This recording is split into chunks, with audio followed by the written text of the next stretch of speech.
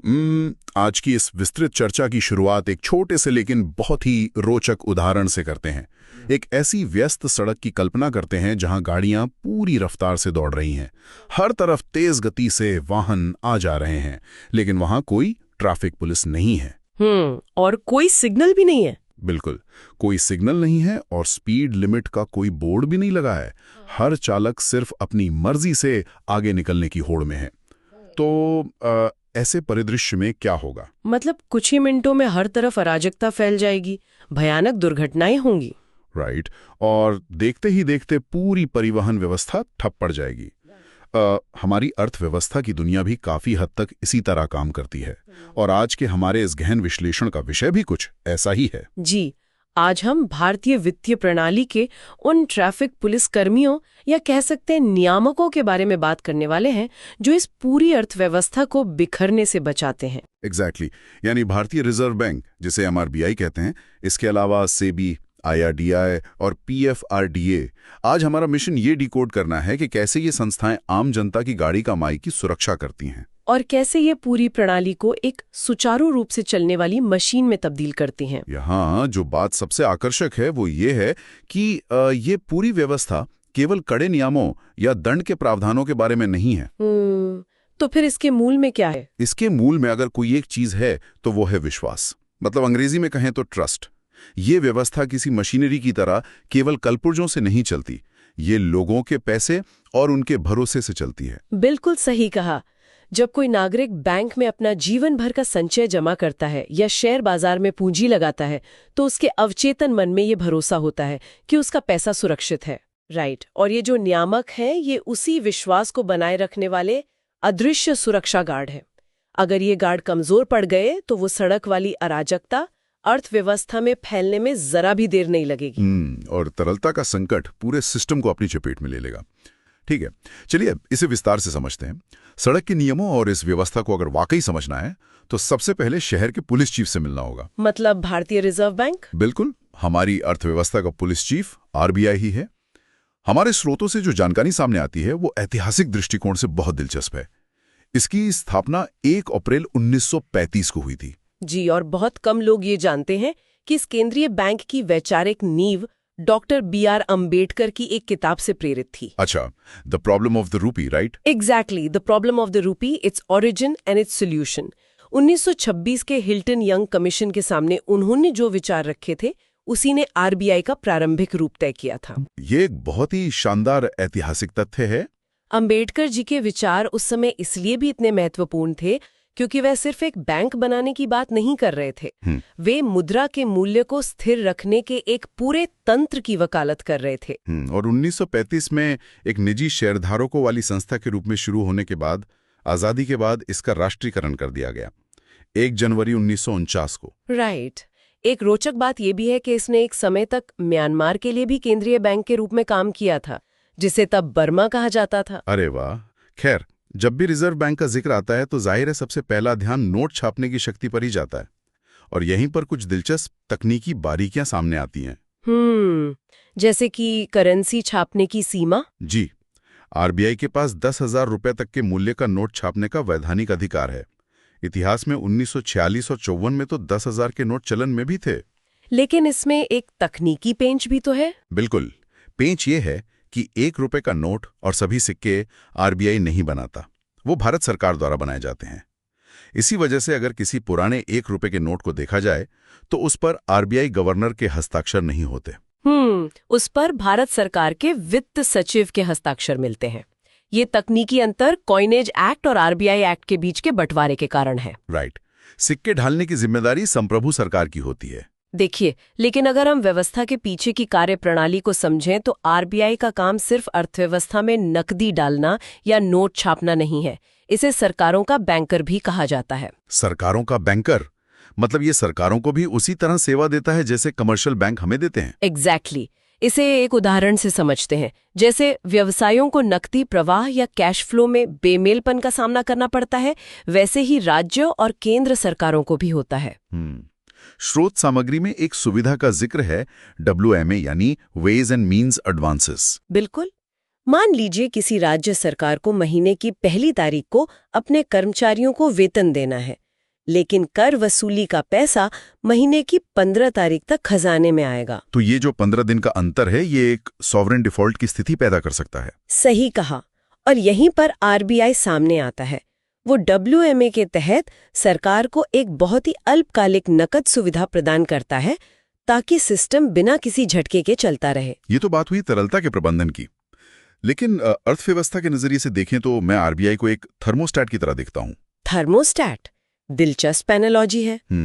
जैसे कमरे का तापमान बढ़ने पर थर्मोस्टैट एसी को चालू करके उसे ठंडा कर देता है और सर्दी में हीटर चलाकर उसे गर्म करता है। मौद्रिक नीति भी कुछ ऐसे ही काम करती है। बिल्कुल। लेकिन अक्सर लोगों में ये धारणा बन जाती है कि आरबीआई बस एक सख्त हेडमास्टर है जिसका काम सिर्फ कमर्शियल बैंकों को डांटना, उन पर जुर्माना लगाना या रेपो रेट बढ़ाकर लोन महंगे कर देना है। मैं पूछना चाहता हूं कि क्या वास्तव में इसका काम सिर्फ विकास पर ब्रेक लगाना है? ये एक बहुत ही सतही नजरिया है। मौद्रिक नीति समिति, जिसे MPC कहते हैं, उसके सामने जो चुनौती होती है वो एक बहुत ही नाजुक रस्से पर चलने जैसी है। उनका काम सिर्फ रोकना नहीं है। तो फिर क्या है? उनका काम संतुलन साधना है। जब अर्थव्यवस्था में महंगाई तेजी से बढ़ रही होती है तो वे ब्याज दरों में इजाफा करते हैं ताकि मांग को नियंत्रित किया जा सके। राइट। लेकिन साथ ही उन्हें ये भी सुनिश्चित करना होता है कि जो उत्पादक क्षेत्र हैं, जैसे विनिर्माण या बुनियादी ढांचा, उन्हें ऋण मिलने में कोई बाधा ना आए। यानी जब MPC रेपो रेट में महज 25 बेसिस पॉइंट का भी बदलाव करती है तो वो सिर्फ एक छोटा सा आंकड़ा नहीं होता। बिल्कुल नहीं। ये पूरे बॉन्ड बाजार, कॉर्पोरेट बोरोइंग और कैपिटल एक्सपेंडिचर की दिशा तय करता है। इसके अलावा CRR और SLR जैसे उपकरण भी होते हैं। SLR यानी सांविधिक तरलता अनुपात, जिसके माध्यम से बैंक अपनी कुल जमा राशि का एक हिस्सा सुरक्षित सरकारी प्रतिभूतियों या सोने में निवेश करते हैं। जी, ताकि अगर बाजार में कोई अचानक संकट आ जाए तो बैंक पूरी तरह से दिवालिया ना हो, वे प्रणालीगत जोखिम से बचे रहें। तो एक तरफ रिजर्व बैंक बैंकों और समग्र धन आपूर्ति को एक थर्मोस्टैट की तरह नियंत्रित करता है, लेकिन अब जरा तस्वीर का दूसरा पहलू देखते हैं। शेयर बाजार वाला पहलू। एग्जैक्टली। मान लीजिए कुछ बड़ी कंपनियां तय करती हैं कि उन्हें विस्तार करने के लिए बैंकों से महंगे लोन नहीं चाहिए। वे सीधे शेयर बाजार का रुख करती हैं और IPO के जरिए सीधे आम जनता से पूंजी जुटाने का फैसला करती हैं। राइट। अब ये क्षेत्र तो आरबीआई के प्रत्यक्ष नियंत्रण से बाहर है। इस तेज रफ्तार और अत्यधिक जोखिम वाले बाजार को कौन नियंत्रित करता है? यहां एंट्री होती है हमारे दूसरे विनियामक की, यानी सेबी, भारतीय प्रतिभूति और विनिमय बोर्ड। देखिए, सेबी की प्रासंगिकता को समझने के लिए हमें 1991 के आर्थिक सुधारों के दौर में वापस जाना होगा, जब भारतीय अर्थव्यवस्था के दरवाजे वैश्विक पूंजी के लिए खोले गए थे। बिल्कुल। तब विदेशी संस्थागत निवेशकों और घरेलू खुदरा निवेशकों की बाजार में बाढ़ आ गई थी। पूंजी बाजार में लेन देन का वॉल्यूम इतनी तेजी से बढ़ा कि पुरानी व्यवस्थाएं पूरी तरह से विफल साबित हुईं। मतलब जो कंट्रोलर ऑफ कैपिटल इश्यूज जैसी पुरानी संस्थाएं थीं, वो इस सुनामी को नहीं संभाल पाईं। सही कहा। उस समय बाजार में जो अस्थिरता थी वो आम निवेशकों को पूरी तरह से तबाह कर सकती थी। इसी संकट और शून्य को भरने के लिए 1992 में सेबी को एक विशेष अधिनियम के माध्यम से वैधानिक दर्जा दिया गया और उसे व्यापक शक्तियां भी दी गई हैं। यहां बात सच में बहुत दिलचस्प हो जाती है, क्योंकि सेबी कोई ऐसा सामान्य सुपरवाइजर नहीं है जो सिर्फ दूर बैठकर कागजों की जांच करता हो। उसके पास जांच के मामलों में बहुत ताकत है। स्रोत सामग्री स्पष्ट करती है कि सेबी के पास एक सिविल कोर्ट के समान शक्तियां होती हैं। अगर इसे एक एनालॉजी से समझा जाए तो सेबी क्रिकेट के किसी ऐसे अंपायर की तरह नहीं है जो सिर्फ किनारे खड़ा होकर वाइड या आउट का इशारा करता है। तो कैसा अंपायर है? ये एक ऐसा अंपायर है जिसके पास यह अधिकार है कि अगर वो किसी खिलाड़ी को बेईमानी करते हुए पकड़ ले तो वो मैच को बीच में रोक सकता है, उस खिलाड़ी को स्टेडियम से बाहर निकाल सकता है और उस पर करोड़ों का जुर्माना भी लगा सकता है। बिल्कुल। और उसकी किट की तलाशी लेने के लिए सीधे पुलिस को निर्देश भी दे सकता है। सेबी संदिग्ध मामला में सीधे कंपनियों की किताबें जब्त कर सकता है और गवाहों को पूछताछ के लिए समन भेज सकता है। ये एनालॉजी बाजार की वास्तविकता को बहुत अच्छी तरह से दर्शाती है। शेयर बाजार की प्रकृति ही ऐसी है कि यहाँ पलक झपकते ही एल्गोरिथम ट्रेडिंग के जरिए मिली सेकेंड्स में करोड़ों का दाव लग जाता है और पैसा देश की सीमाओं के पार चला जाता है। एग्जैक्टली। ऐसे माहौल में एक दंतहीन नियामक काम नहीं कर सकता। सेबी को ब्रोकर्स, बड़े म्यूचुअल फंड्स और विदेशी निवेशकों जैसे ताकतवर खिलाड़ियों को नियम के दायरे में रखना होता है। राइट। अगर उनके पास सिविल कोड जैसी शक्तियां नहीं होंगी तो वे किसी भी वित्तीय अपराध की जड़ तक नहीं पहुंच पाएंगे। और इसी संदर्भ में इनसाइडर ट्रेडिंग का तंत्र काम आता है। इनसाइडर ट्रेडिंग, जो कि एक बहुत बड़ा अपराध है। मान लीजिए कंपनी के अंदर का कोई व्यक्ति है, कोई शीर्ष अधिकारी जिसके पास कोई ऐसी संवेदनशील और अप्रकाशित जानकारी है कि कल कंपनी का विलय होने वाला है, और वो उस जानकारी का फायदा उठाकर पहले ही शेयर खरीद लेता है। बिल्कुल, ये उन आम निवेशकों के साथ खुला धोखा है जो स्क्रीन पर सिर्फ सार्वजनिक रूप से उपलब्ध जानकारी के आधार पर ट्रेडिंग कर रहे हैं। यही कारण है कि सेबी की निगरानी प्रणाली इतनी आक्रामक है। इनसाइडर ट्रेडिंग के मामलों में जब सेबी डिजिटल फुटप्रिंट्स के जरिए किसी विसंगति को पकड़ता है तो उसके पास सीज एंड डिसिस्ट का आदेश देने की शक्ति होती है। Cease and desist? हाँ, मतलब वे महीनों तक चलने वाली अदालती कार्यवाही का इंतजार नहीं करते? एकदम नहीं। अगर उन्हें लगता है कि कोई बाजार में हेरफेर कर रहा है तो वे तुरंत प्रभाव से उसके बैंक खाते फ्रीज कर सकते हैं और उसके व्यापार को निलंबित कर सकते हैं। ये आक्रामकता जरूरी भी है ताकि जब तक जांच पूरी हो तब तक आरोपी खुदरा निवेशकों का पैसा लेकर फरार न हो जाए। ये सब एक पारदर्शी और समतर निवेश मैदान बनाए रखने के लिए किया जाता है। जी, जिसे हम लेवल प्लेइंग फील्ड कहते हैं। तो अब तक की चर्चा से ये स्पष्ट है कि आरबीआई व्यवस्था में नकदी और ऋण के प्रवाह को नियंत्रित करता है और सेबी शेयर बाजार के तेज तर्रार मैदान में अंपायरिंग करता है। लेकिन अर्थव्यवस्था सिर्फ बैंकों और शेयर बाजारों तक सीमित नहीं है। बिल्कुल नहीं। मानव जीवन अनिश्चितताओं से भरा है। जब बात अचानक आने वाली व्यक्तिगत त्रासदियों की होती है, जैसे कोई गंभीर बीमारी, अप्रत्याशित मृत्यु या फिर बुढ़ापे का वो दौर जब इंसान काम नहीं कर सकता, तब एक व्यक्ति की वित्तीय सुरक्षा कैसे तय होती है? एग्जैक्टली। यहीं से हमारे सुरक्षा जाल यानी IRDAI और PFRDAI की भूमिका शुरू होती है। यह क्षेत्र अर्थव्यवस्था के सबसे संवेदनशील हिस्सों में से एक है, क्योंकि यह सीधे तौर पर व्यक्ति के जीवन और उसके अंतिम वर्षों की गरिमा से जुड़ा है।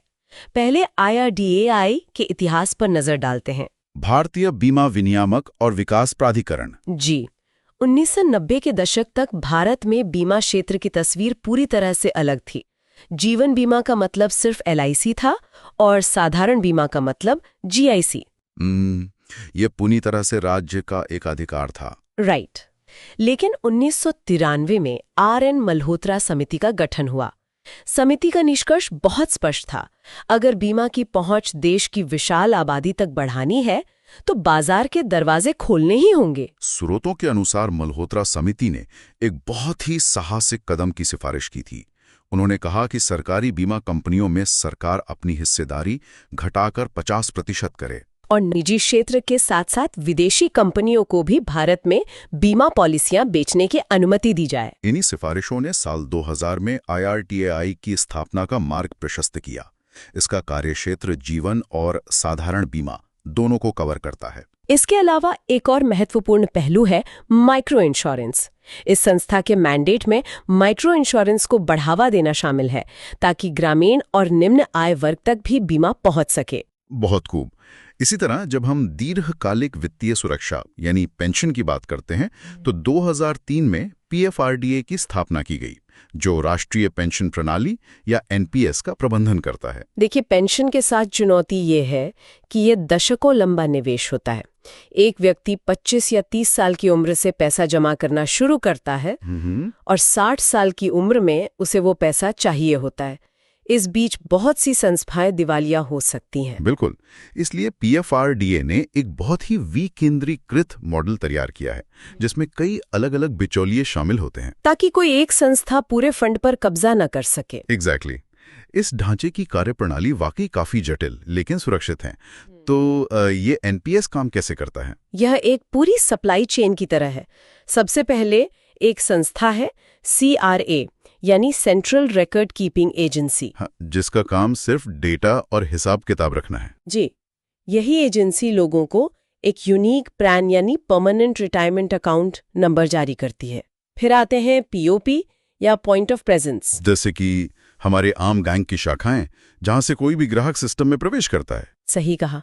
इसके बाद असली पैसा जाता है पेंशन फंड मैनेजर्स के पास, जो विशेषज्ञ होते हैं और उस पैसे को इक्विटी या डेट में निवेश करते हैं ताकि उस पर रिटर्न मिल सके।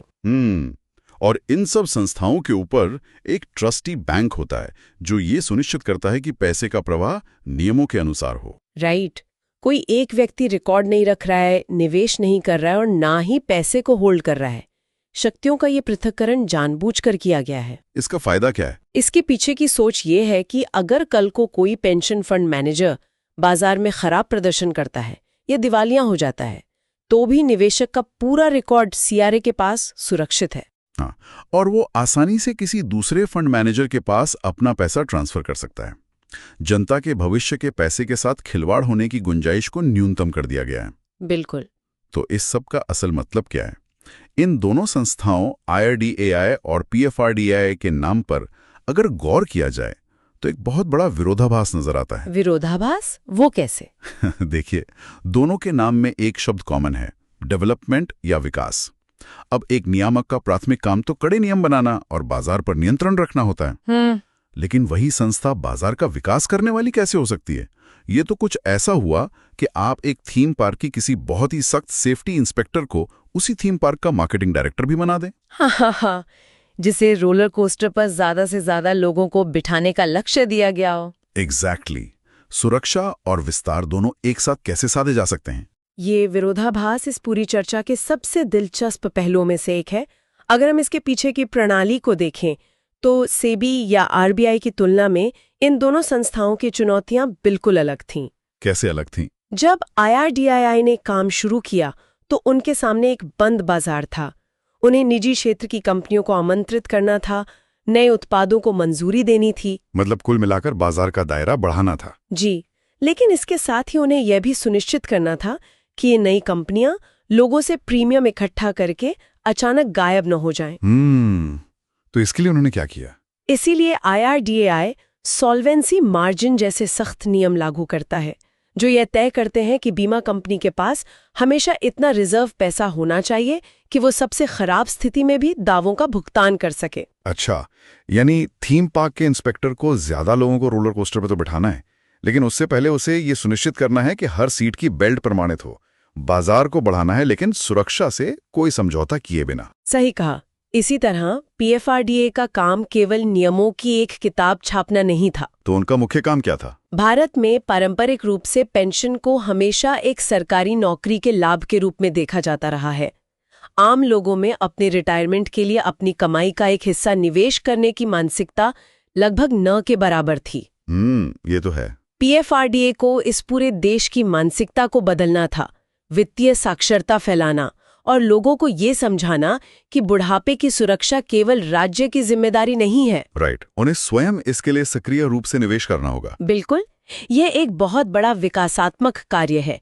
इसलिए इन संस्थाओं के लिए विनिमय और विकास दोनों एक ही लक्ष्य को प्राप्त करने के दो अलग अलग रास्ते हैं। इस पूरी व्यवस्था को अगर अब तक के विश्लेषण के आधार पर एक साथ पिरोया जाए तो पूरी तस्वीर काफी साफ हो जाती है। संक्षेप में कहें तो रिजर्व बैंक अर्थव्यवस्था के शरीर में रक्त यानी धन के प्रवाह को नियंत्रित करता है, ताकि ना तो ब्लड प्रेशर बहुत अधिक हो जिससे महंगाई आए और ना ही इतना कम हो कि मंदी आ जाए। बिल्कुल। और सेबी उस बड़े मैदान का ताकतवर अंपायर है जो ये तय करता है कि शेयर बाजार का खेल पूरी तरह से पारदर्शी हो। राइट। IRDAI वो मजबूत ढाल है जो हमें जिंदगी के अप्रत्याशित जोखिमों से बचाती है। और अंत में PFRDAI एक ऐसे भविष्य का लंगर है जो ये सुनिश्चित करता है कि व्यक्ति का बुढ़ापा गरिमापूर्ण हो। यह इन संस्थाओं की भूमिका का एक बहुत ही सुगठित सारांश है। ये चारों नियामक मिलकर उस विश्वास के बुनियादी ढांचे को मजबूत करते हैं जिस पर आधुनिक अर्थव्यवस्था टिकी है। इनमें से किसी एक के भी विफल होने का मतलब एक पूरा चेन रिएक्शन है जो आम नागरिक की बचत को नष्ट कर सकता है। जी,